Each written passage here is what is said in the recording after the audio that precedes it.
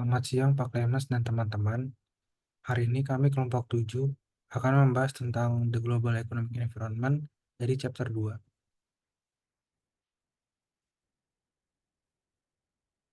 Untuk anggota kelompoknya sendiri itu ada 4 orang.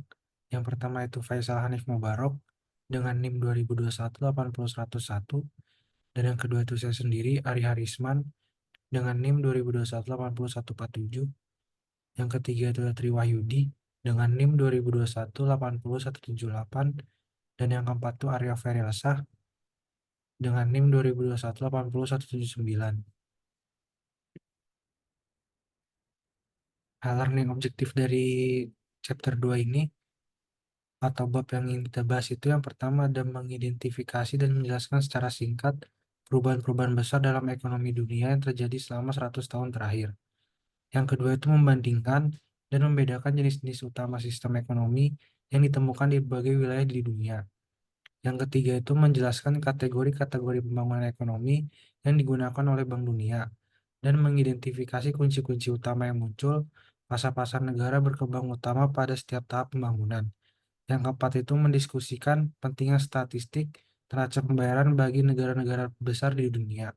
Yang terakhir itu mengidentifikasi pemimpin-pemimpin dunia dalam perdagangan barang dan jasa dan menjelaskan bagaimana nilai tukar mata uang mempengaruhi peluang perusahaan di berbagai belahan dunia. Yang pertama kita akan bahas itu The World Economy Overview of Major Change. Perekonomian dunia telah berubah secara besar-besaran sejak berakhirnya Perang Dunia Kedua. Mungkin perubahan yang paling mendasar adalah munculnya pasar global. Menanggapi peluang-peluang baru, para pesaing global terus menggeser atau menyerap para pesaing lokal di banyak pasar. Bersamaan dengan itu, integrasi ekonomi dunia telah meningkat secara signifikan. 75 tahun yang lalu, dunia masih jauh lebih tidak terintegrasi dibandingkan saat ini. Sebagai bukti dari perubahan yang telah terjadi, lihatlah mobil. Mobil-mobil dengan papan nama Eropa seperti Renault, Citroen, Peugeot, Morris, Volvo, dan lain-lainnya dulu sangat berbeda dengan mobil-mobil Amerika seperti Chevrolet, Ford, atau Plymouth, atau model-model Jepang seperti Toyota atau Nissan. Mereka adalah mobil-mobil lokal yang dibuat oleh perusahaan lokal dengan menggunakan rantai pasokan lokal, yang sebagian besar ditunjukkan untuk pasar lokal atau regional. Bahkan saat ini, perusahaan mobil global dan regional membuat mobil untuk pembeli mobil dalam negeri yang tidak dipasarkan di luar negeri. Pembahasan selanjutnya itu, selama 2 dekade terakhir, lingkungan ekonomi dunia telah menjadi semakin dinamis. Perubahannya sangat dramatis dan luas. Untuk perubahan pertamanya itu, pergerakan modal global jauh melebihi volume dolar perdagangan global. Dan kata lain, perdagangan mata uang mewakili pasar terbesar di dunia. Untuk perubahan keduanya itu menyangkut hubungan antara produktivitas dan lapangan kerja. Untuk menggambarkan hubungan ini, perlu untuk meninjau beberapa dasar ekonomi makro, produk domestik bruto atau PDB, sebuah ukuran aktivitas ekonomi suatu negara yang dihitung dengan menambahkan belanja konsumen, belanja investasi, pembelian pemerintah, dan ekspor neto. Ini untuk rumusnya, GDP sama dengan C plus I plus G dan plus NX. Pertumbuhan ekonomi yang diukur dengan PDB mencerminkan peningkatan produktivitas suatu negara. Untuk perubahan besar ketiga itu dalam lingkungan ekonomi dunia adalah munculnya ekonomi dunia sebagai unit ekonomi yang dominan. Para eksekutif perusahaan dan pemimpin nasional yang menyadari kenyataan ini memiliki peluang terbesar untuk sukses. Untuk perubahan keempatnya adalah berakhirnya Perang Dingin. Runtuhnya komunisme sebagai sistem ekonomi dan politik dapat dijelaskan dengan mudah. Komunisme bukanlah sistem ekonomi yang efektif. Kinerja ekonomi pasar dunia yang sangat unggul telah memberi para pemimpin negara sosialis sedikit pilihan selain meninggalkan ideologi mereka. Perubahan kebijakan utama di negara-negara tersebut adalah ditinggalkannya upaya sia-sia untuk mengolah ekonomi nasional dengan satu rencana terpusat. Perubahan kebijakan ini seringkali sejalan dengan upaya pemerintah untuk mendorong peningkatan partisipasi publik dalam masalah-masalah negara dalam memperkenalkan reformasi demokratis. Dan akhirnya, revolusi komputer pribadi dan munculnya era internet dalam beberapa hal telah mengurangi pentingnya batas-batas negara. Di seluruh dunia, diperkirakan 1 miliar orang menggunakan komputer pribadi, yang disebut era informasi. Batasan waktu dan tempat telah ditumbangkan oleh dunia maya transnasional yang berfungsi sepanjang waktu.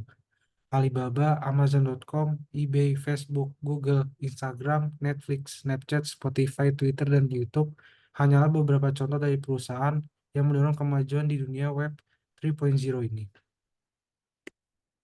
Selanjutnya adalah economic system. Secara tradisional, para ekonomi itu mengidentifikasi 4 jenis sistem ekonomi utama. Ada kapitalisme pasar, sosialisme yang direncanakan secara terpusat, kapitalisme yang direncanakan secara pusat, dan sosialisme pasar.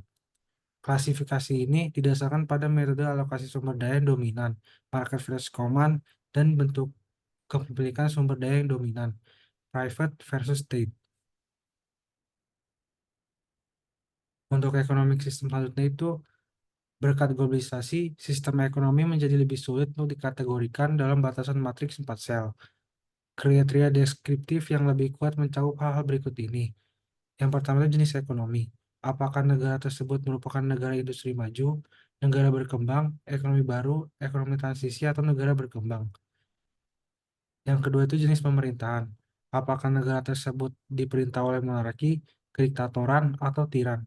Apakah ada sistem otokratis, sistem satu partai? Apakah negara tersebut didominasi oleh negara lain, atau merupakan negara demokrasi dengan sistem multipartai? Apakah negara tidak stabil atau teroris? Yang ketiga itu harus perdagangan dengan modal. Apakah negara ini ditandai dengan perdagangan bebas yang hampir sepenuhnya atau perdagangan bebas yang tidak lengkap? Dan apakah negara ini merupakan bagian dari blok perdagangan? Apakah ada dewan mata uang atau apakah ada kontrol nilai tukar?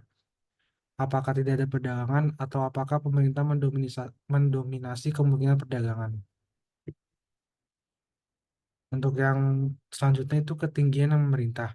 Apakah sektor-sektor ini, misalnya sektor transportasi, komunikasi, dan energi, dimiliki dan dioperasikan oleh negara? Apakah ada campuran pemilik kapal negara dan swasta? Apakah semua dimiliki oleh swasta dengan atau tanpa harga yang terkendali? Selanjutnya itu layanan yang disediakan oleh negara dan didanai melalui pajak. Apakah pensiun, perawatan kesehatan, dan pendidikan disediakan? Pensiun dan pendidikan tetapi tidak ada layanan kesehatannya. Apakah sistem privatisasi mendominasi? Satu itu institusi. Apakah negara ini dicirikan oleh transparansi, standar, tidak adanya korupsi, dan adanya pers yang bebas dan pengadilan yang kuat? Atau apakah korupsi merupakan fakta kehidupan dan pers dikecualikan oleh pemerintah? Apakah standar-standar diabaikan dan sistem pengadilan kompromikan? Selanjutnya itu ada pasar. Apakah negara ini memiliki sistem pasar yang bebas yang dicirikan oleh dinamisme, kewirausahaan yang berisiko tinggi atau berhadiah tinggi? Apakah pasar bebas didominasi oleh monopoli, kartel, dan industri yang terkonsentrasi? Apakah pasar disosialisasikan dengan kerjasama antar bisnis, pemerintah, dan tenaga kerja, tetapi dengan sedikit dukungan kewirausahaan? Ataukah perencanaan termasuk kontrol harga dan upah didominasi oleh pemerintah? Yang satu itu adalah market kapitalisme. Kapitalisme pasar adalah sebuah sistem ekonomi di mana individu dan perusahaan mengalokasikan sumber daya dan sumber daya produksi dimiliki secara pribadi. Sederhananya, konsumen memutuskan barang apa yang mereka inginkan dan perusahaan menentukan apa dan berapa banyak barang yang akan diproduksi. Peran negara dalam kapitalisme pasar adalah mendorong persaingan di antara perusahaan-perusahaan dan memastikan perlindungan konsumen. Saat ini, kapitalisme pasar dipraktikkan secara luas di seluruh dunia, terutama di Amerika Utara dan Uni Eropa. Satu adalah centrally planned society. Di ujung spektrum yang berlawanan dari kapitalisme pasar adalah sosialisme yang direncanakan secara terpusat. Dalam sistem ekonomi jenis ini, negara memiliki kekuasaan luas untuk melayani kepentingan publik sesuai dengan keinginannya.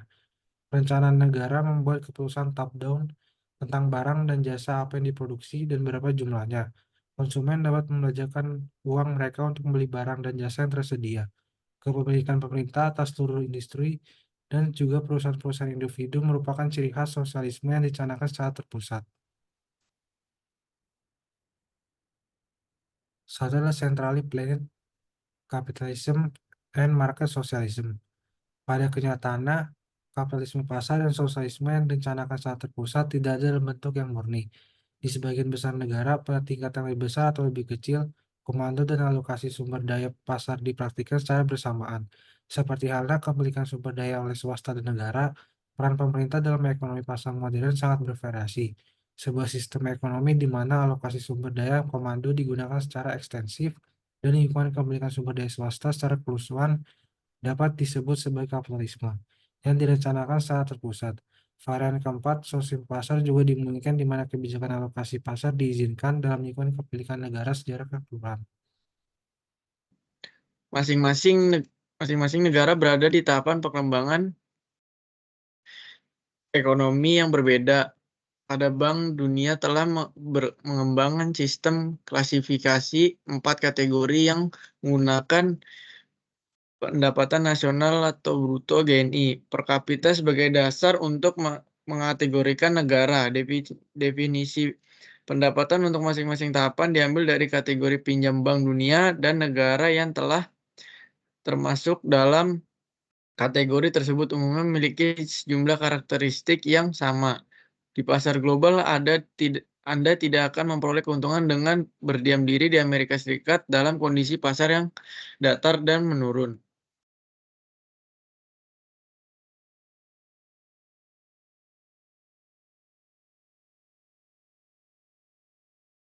Selanjutnya ada low income countries.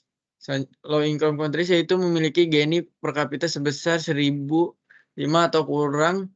Negara-negara pada tingkat pendapatan ini memiliki karakteristik umum. Yang pertama, industri yang terbatas dan tinggi persentase penduduk yang bekerja di bidang pertanian dan pertanian subsisten. Yang kedua, angka kelahiran tinggi, angka harapan hidup pendek. Yang ketiga, rendahnya angka melek huruf.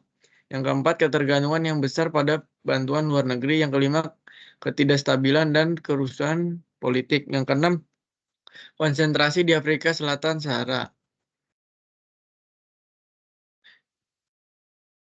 Next, low income countries. Negara berpendapatan rendah mempunyai masalah ekonomi, sosial, dan politik yang begitu serius sehingga peluang investasi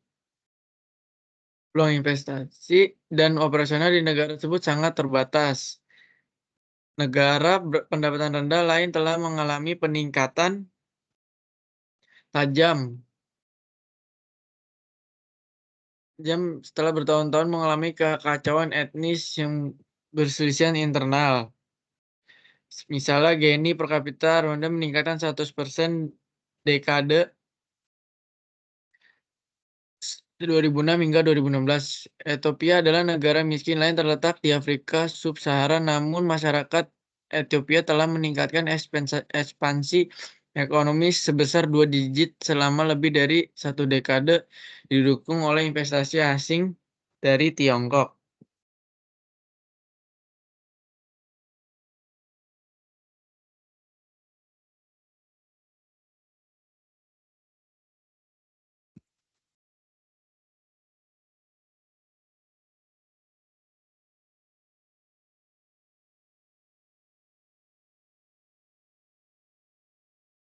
Selanjutnya ada low middle income countries. Negara-negara kekurangan berkembang, istilah di sini kadang-kadang digunakan untuk membedakan dengan negara-negara berkembang, yaitu negara berpendapatan rendah, tinggi, atas, ditambah negara berpendapatan menengah ke bawah dan menengah ke atas, dan negara-negara maju, negara-negara berpendapatan tinggi. Negara berpendapatan menengah ke bawah memiliki GNI per kapita antara 1.006 dan 3.955. Pasar konsumen di negara-negara ini berkembang pesat. Vietnam berkapita sebesar 2.050, Indonesia 3.400, dan negara-negara lain dapat kelompok ini memakai ancaman persaingan yang semakin meningkat karena mereka memobilisasi negara kerja mereka yang relatif murah dan bermotivasi tinggi untuk melayani pasar dunia. Selanjutnya ada lower middle income countries. Negara-negara berkembang termasuk kategori pendapatan menengah bawah mempunyai keunggulan kompetitif yang besar di sektor industri ringan dan yang matang dan terstandarisasi dan padat karya seperti alas kaki, tekstil, dan mainan. Contohnya kasus Vietnam dan Indonesia.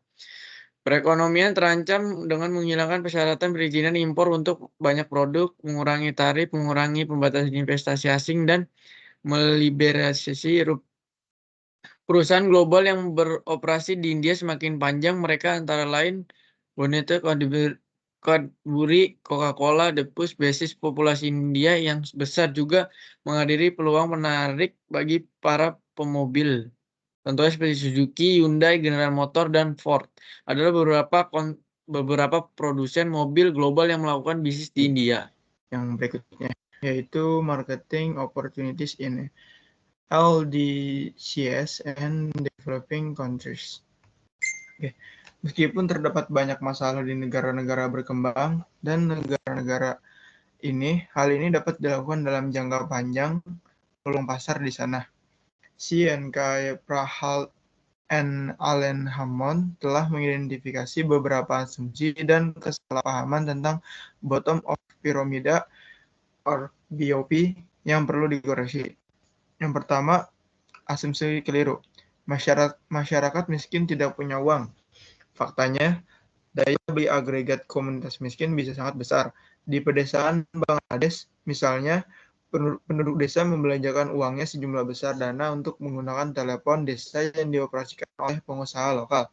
Yang kedua, masyarakat miskin terlalu mementingkan pemenuhan kebutuhan dasar dan hanya membuang uang untuk barang-barang yang tidak penting.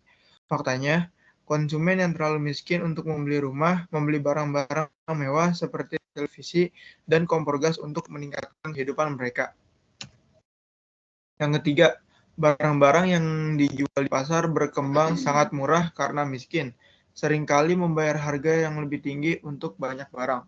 Terdapat peluang bagi pesaing yang efisien untuk melakukan hal tersebut, mewujudkan margin yang menarik dengan menawarkan kualitas dan harga yang murah. Dan yang keempat, masyarakat di pasar BOP tidak dapat menggunakan teknologi canggih. Faktanya, penduduk di daerah pedesaan dapat dengan cepat belajar menggunakan ponsel, PC, dan lain-lain perangkat serupa. Yang kelima, perusahaan global yang menargetkan pasar BOP akan dikritik mengeksploitasi masyarakat miskin. Faktanya, perekonomian informal di banyak negara miskin berada pada tingkat yang tinggi eksploitatif. Perusahaan global yang menawarkan barang dan jasa dasar yang meningkatkan taraf hidup suatu negara, standar hidup, memperoleh keuntungan yang wajar sekaligus memberikan manfaat bagi masyarakat. Satu peran pemasaran di negara-negara berkembang adalah memfokuskan sumber daya pada tugas menciptakan dan menyampaikan produk yang paling sesuai dengan kebutuhan dan pendapatan lokal. Komunikasi pemasaran yang tepat, teknik juga dapat diterapkan untuk mempercepat penerimaan produk tersebut. Perdebatan yang menarik dalam pemasaran adalah apakah pemasaran mempunyai relevansi dengan proses ekonomi perkembangan. Di kalangan industri maju dan makmur, negara-negara yang masalah utamanya adalah mengarahkan sumber daya masyarakat ke output yang selalu berubah atau produksi untuk memuaskan pasar yang dinamis. Di negara-negara kurang berkembang, argumennya adalah masalah utamanya adalah alokasi sumber daya yang langka untuk kebutuhan produksi yang jelas.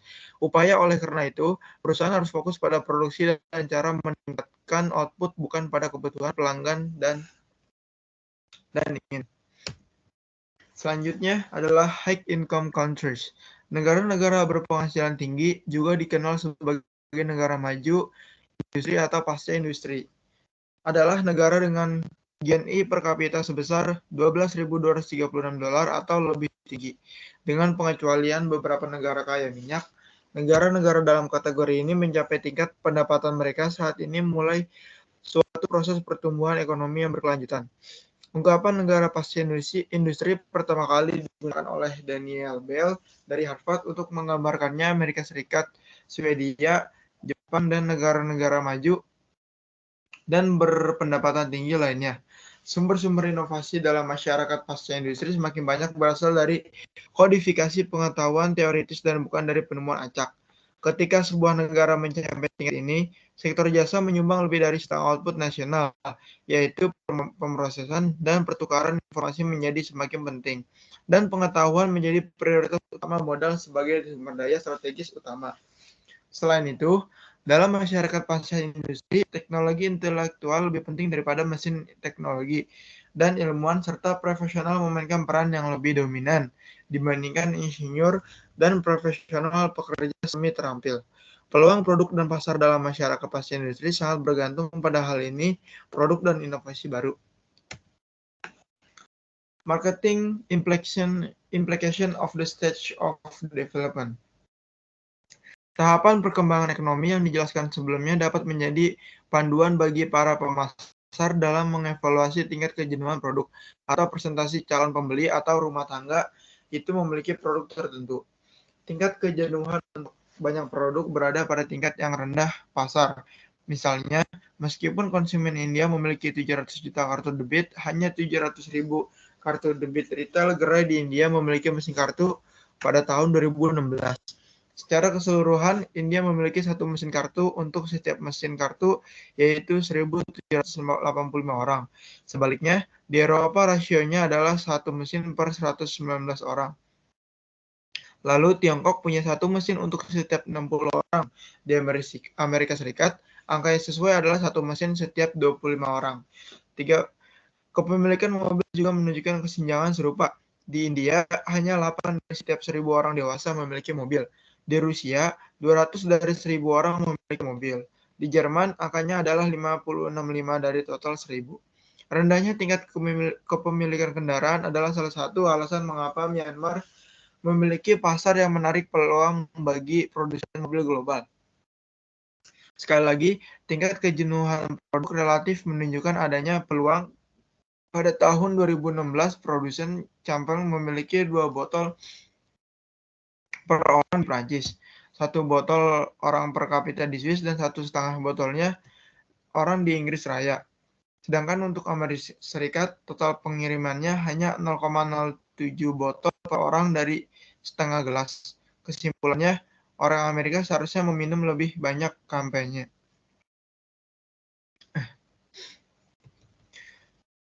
Selanjutnya adalah balance of payments.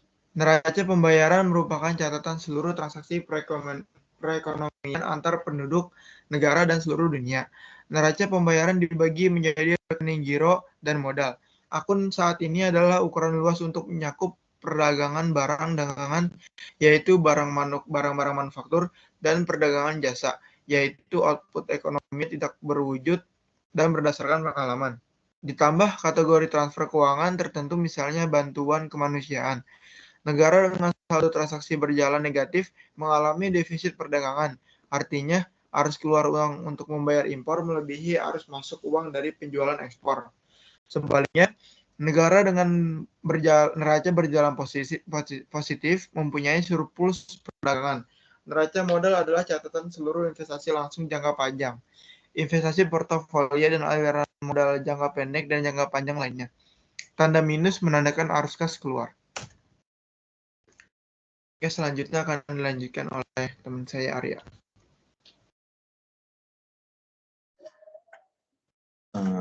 Selanjutnya ke 2.5 yaitu trade in merchandise and service atau penjualan barang dan jasa. Di sini ada tabel 2/7 yaitu top eksporter, top yang ekspor dan impor di dunia pada tahun 2015.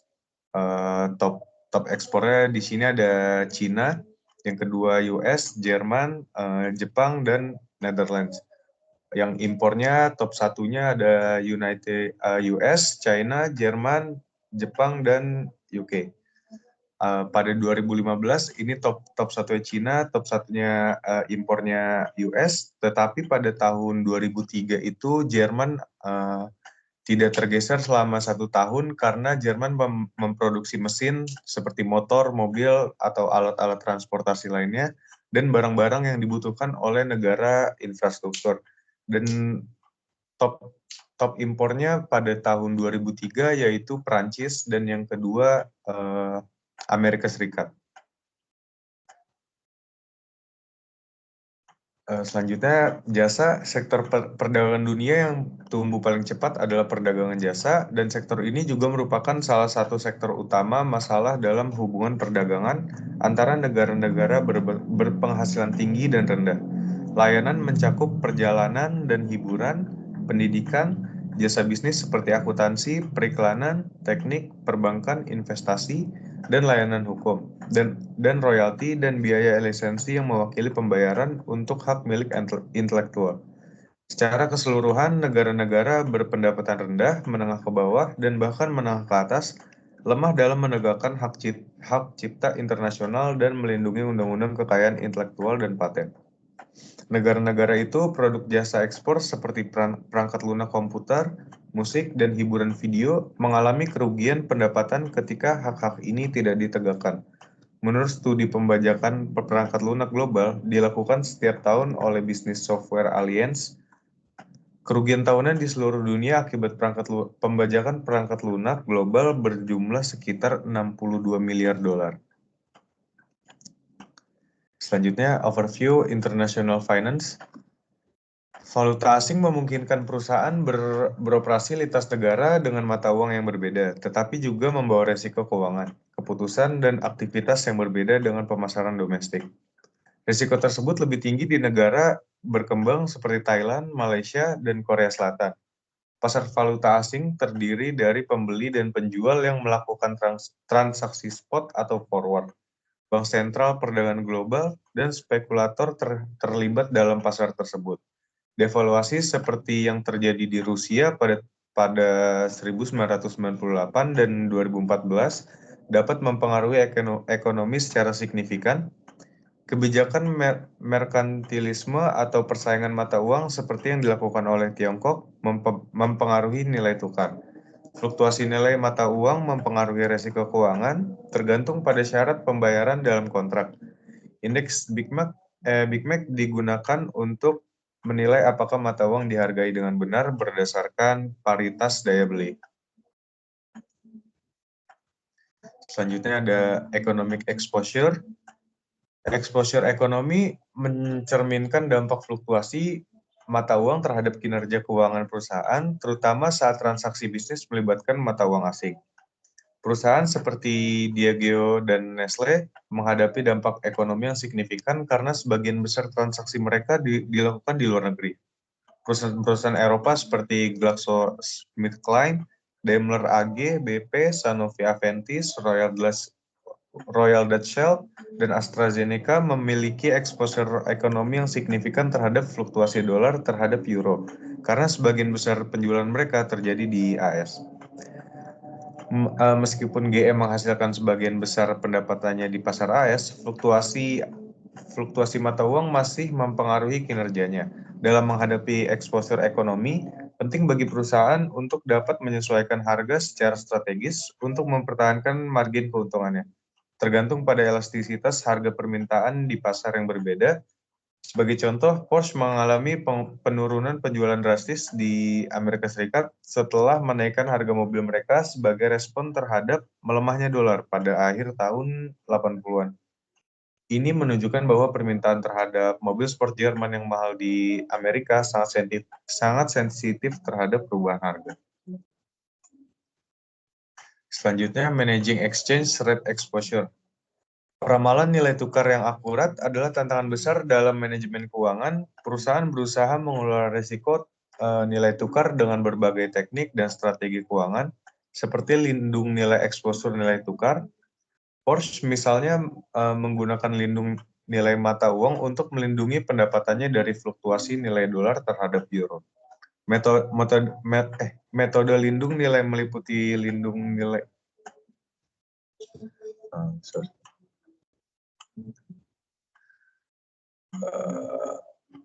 Metode lindung meliputi nilai eksternal dan internal yang melibatkan kontrak berjangka opsi mata uang, klausul penyesuaian harga, dan peminjaman dalam mata uang asing. Pasar forward memungkinkan perusahaan